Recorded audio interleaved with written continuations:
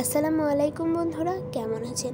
আজকে আমি তৈরি করব এগ স্যান্ডউইচ। তার জন্য বলে একটি ডিম নিয়ে সেটাকে কাঁটা চামচের সাহায্যে একটু ভেঙে নিচ্ছি। ভেঙে নেওয়ার পর দিয়ে দিচ্ছি গাজর কুচি দেওয়ার পর দিয়ে দেব টমেটো কুচি দিয়ে দেওয়ার পর দিয়ে দেব লেটুস পাতাটা একটু বেশি বেশি করে কুচি করে দিয়ে দেবেন, এতে খেতে ভালো লাগবে।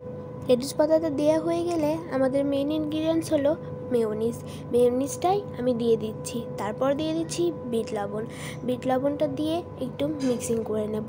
মিক্সিং করার পর শেষে দিয়ে দিচ্ছি টমেটো সস দেওয়ার পরও ভালোভাবে মিশিয়ে নেব। তারপর নিয়ে নেব পাউরুটিগুলোর কিনারগুলো কেটে নেওয়ার পর একটু সামান্য মেয়োনিজ লাগিয়ে নেব পাউরুটিগুলোর গায়ে। মেয়োনিজটা লাগিয়ে নেওয়ার পর তারপর আমি পাউরুটিগুলোর গায়ে একটু মেয়োনিজ লাগিয়ে নিচ্ছি। মেয়োনিজ লাগিয়ে নেওয়ার পর দিয়ে দিচ্ছি যে পুরটা বানিয়ে রেখেছিলাম, সে পুরটা দিয়ে দিচ্ছি। পুরটা দিয়ে দেওয়া হয়ে গেলে আরেকটা পাউরুটি উপরে দিয়ে দেব। উপরে আরেকটা পাউরুটি দেওয়ার পর সেটাকে আমি মাঝখান দিয়ে কেটে নেব।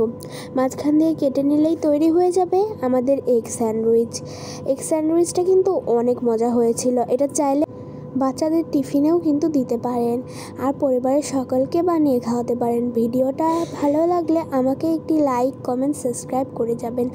Bye bye.